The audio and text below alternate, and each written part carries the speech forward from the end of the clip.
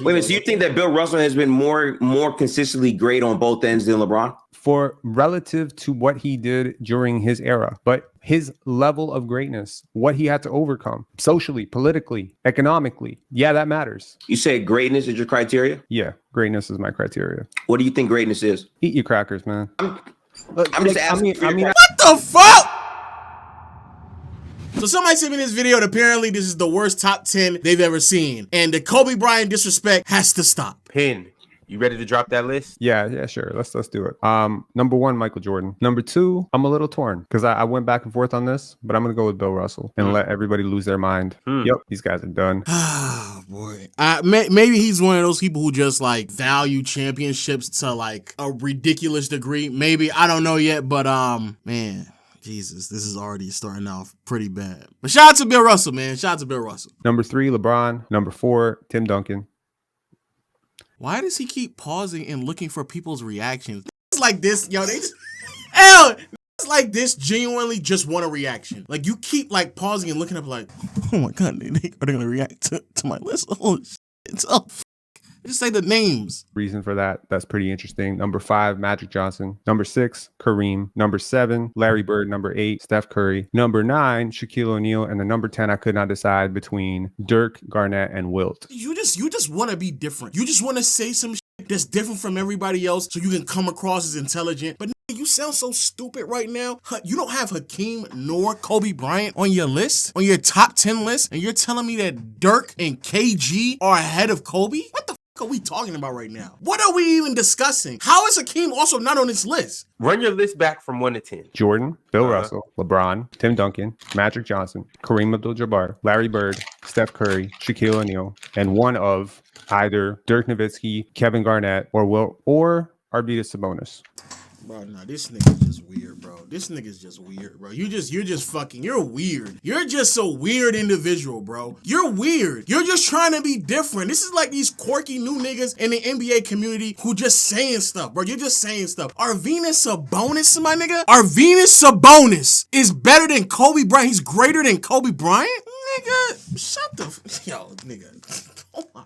How can you ever track Arvydas Sabonis in contrast to what nigga, Sabonis is better than Hakeem and Kobe? Nigga, what, do you hear yourself? Do you hear how dumb that sounds? You have no idea how great Sabonis was outside of like a fucking 3-minute highlight reel that embellishes who he was within like a 5-year period. Because for those who don't know, bro, Sabonis tore his Achilles like in his early 20s and he was never the same player after that. Every like myth that people talk about Sabonis, it's like a 5-year window. You're taking a 5-year window, a mythology of a nigga you've never seen a full game of over Kobe Bryant or Hakeem Olajuwon? Nigga, you sound so dumb. This is so dumb. This is so idiotic. Maybe.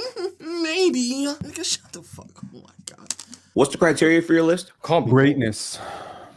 I could put Kobe in that confusing list too, but he would not be at the top of that list for sure. You say greatness is your criteria? Yeah, greatness is my criteria. What do you think greatness is? Eat your crackers, man. I'm just asking. What the fuck? What the fuck? Nigga, he asked you a question and you gave a vague answer. And so because he's trying to figure out how are you gauging people, you gave a vague answer. It was so vague, he had to ask another question to figure out what it is. When people give vague answers like that, that means they actually just don't know. They actually don't know. It's all very small, minute, very little research that went into it. And so they use a vague terminology like greatness. And then when you ask them to define greatness, they get upset. Nigga, he's asking you a question. You're on a podcast. You're talking for hours at a time. There's a conversation that has to be had, especially when you're saying Sabonis is over Kobe and Hakeem. Are you dumb? Nigga getting upset because somebody asked him about, what is greatness? What is greatness to you? Because you're so fucking, you think you're so smart because you answer what a dumbass vague question. Like, what the fuck? Oh my God. Greatness is subjective based on how people. It is totally subjective.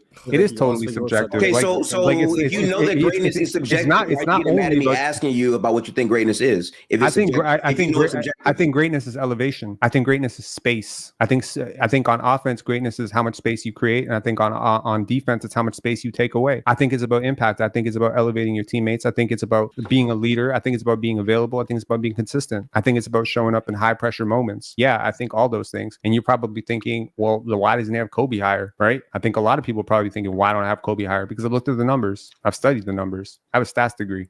This nigga is.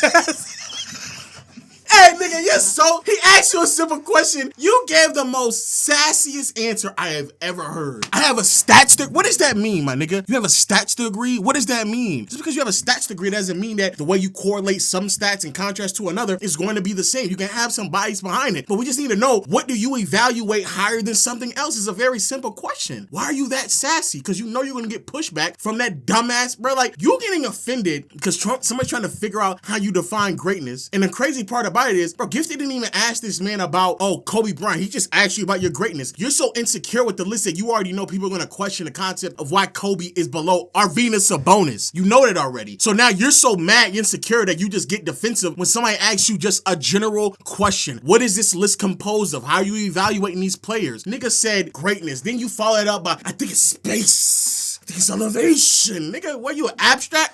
You an abstract major now, nigga? Nigga, goddamn, bro. In all honesty, as of right now, these are like very abstract concepts. I understand some of what he is saying, but like the details behind it just don't make any sense at all. Like, we need very direct and clear-cut understanding of what you're asking about. I don't know why you're getting defensive when you're on a podcast that streams for 3 hours a day and you're sitting here giving us vague answers. Like, what are you talking about right now? I have looked at the numbers on this, and I don't think that Kobe is in that conversation. And some people talking about him like he's better than LeBron, better than Jordan. He's not. Rest in peace. He's my favorite player growing up. One of my favorite players growing up. But yeah, he didn't touch that. Yeah, he doesn't have to be as good as Michael Jordan and LeBron. You have him below Arvydas Sabonis. That's how low you have him. You don't have Hakeem up there either. What the fuck are you talking about? Wait a minute, so you think that Bill Russell has been more consistently great on both ends than LeBron? Bill Russell? Yeah. I think for relative to what he did during his era, which granted, he wasn't playing the same level of competition, granted, but his level of greatness, what he had to overcome socially, politically, economically. Yeah, that matters. So you're bringing up off the court. Okay. Yeah, because that's a part of greatness. You know what? You're not going to tell me that LeBron James being squeaky clean and not having a single controversy in 20 plus years, not part of his greatness? I don't care about that.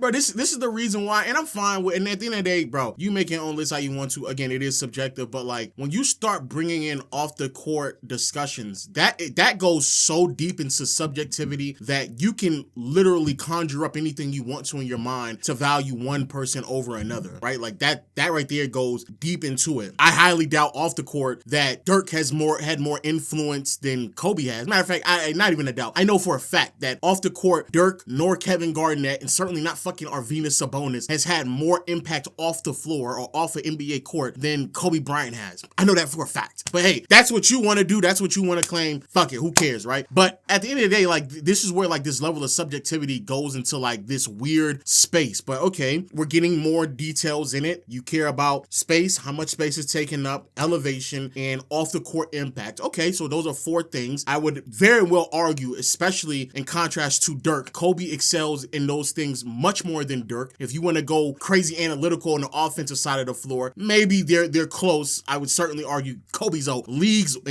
and bounds better passer and playmaker than Dirk. But okay, fine. But off the court impact, Kobe is like, it's like Jordan, LeBron, and then after that, it's effectively either Kobe or you want to say Bill Russell back in the day, fine. But Kobe, like, off the court impact easily, and I do mean very easily, is like top 5 conversation. So already off the rip, that doesn't explain why Kobe is not in your top 10. Okay, so let's continue though. And that's fine. That's fine, right? Your list can include that. So that's fine. I don't have an issue with that. Yeah, that boy 97 saying economically. Yes, economically. Go check what NBA players are making in the 60s. Oh man, this nigga's dumb. Holy fuck. I thought he meant like economically, like what Bill Russell had to overcome when he was growing up in the 50s, because that makes sense. Like, economically, he was at a disadvantage. But saying that Bill Russell, when he was in the NBA, how much NBA players are making in the 60s, are you dumb? Bro, Jesus Christ, bro, this is why I'm be saying, like, y'all, you think that you sound intelligent, but you're actually not. And what's sad is that, unfortunately, sometimes people like this are on a panel full of people who may not quickly be able to understand what they're saying. To believe that Bill Russell had to overcome something economically in the 60s when he was in the NBA, that's dumb. He was making like $70,000 to $100,000, like $50,000, $70,000 to $100,000 in the 60s. He was in the top like 1% in the United States at that time. The average household in the 60s was making like less than $8,000 or $9,000 on a year-to-year basis. This man was making $50,000, $70,000, $100,000 back then. Right now, if you make $100,000, you would be in like the top 10%. Nigga, he was making it in the 60s as a black man. There was nothing economically he had to overcome once he starts signing NBA contracts. You sound so dense right now. You think you sound smart, but no, bro, you're not smart. Matter of fact, I think there was a point in time where Bill Russell was the highest paid player in the NBA. He was not struggling by any means economically. God damn, you sound dumb. That's why somebody in the comment section called you on it, because you sound dumb. Number 9, Shaquille O'Neal, and the number 10, I could not decide between Dirk, Garnett, and Wilt. But hold on, that means he has Kobe at like 14 because he's torn between 3 people at 10, which means they would also be 11 and 12, which means where Kobe? Okay. So apparently, that clip then goes viral on TikTok, and then he comes back and gives us a little bit more explanation behind his top 10, and it still does not make any sense at all. Personally, okay, I've made a top 10 list many times. Hakeem is almost always on my top 10 list. I don't know how I left him off this list. I apologize. He is really great. And frankly, I should have him over KG.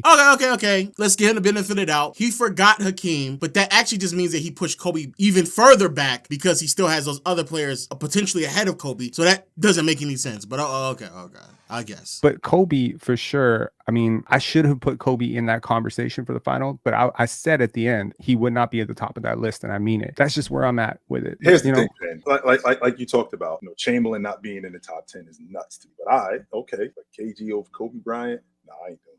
Yeah, Chill being like this mediator between this Kobe Bryant hate doesn't really help because he also doesn't have Kobe in the top 10. And to be fair with y'all, I have Kobe in my top 10. There was definitely moments in my life where I thought it was understandable to have Kobe outside of the top 10. But the more and more you just watch the game, the more and more you understand and comprehend like the concepts that were going on in the 2000s, the triangle concepts, why Kobe wasn't as efficient as like other all-time greats, why you understand like that era of basketball and how things really function at that stretch in NBA history in contrast to everything else. And I'm not saying that anyone on this video or other videos may not comprehend that, but looking at numbers just blindly and comparing them to other all-time greats without putting into context the era in which they play in, the role and responsibility they had, and how impactful they were at those things just really diminishes any argument or legitimacy you may have in any take that you may try to push towards Kobe being outside of your top 10. And again, I'm not going to sit here and make it seem like there was never a point in my life where I didn't, but as time continues to progress, you just be open and honest to more information, and then it restructures my beliefs, and I now have Kobe in my top 5. But Kobe having a shot selection that was heavily predicated on tough twos, mid-range jump shots, not just because maybe you think that Kobe was just a really, really bad shot taker, which to be fair, I think some of that is true, but in large part because the way that the triangle offense is structured, it is structured for the primary focus of the triangle to operate in the low post. Maybe to operate at the elbow a little bit, but the main focus is to be a mid-range volume scorer or a post scorer. That type of basketball has never and will never be the most efficient way to score at all. It's always mid-range, and post-ups have always been, especially for guards, have always been the least efficient shot on the floor. So the fact that Kobe was so prolific and dominant at the least efficient shot on the floor that it actually generated space and created opportunities not only for himself but for his teammates as well speaks volumes on who Kobe Bryant is as a player and as a scorer and as an offensive weapon. Like I just don't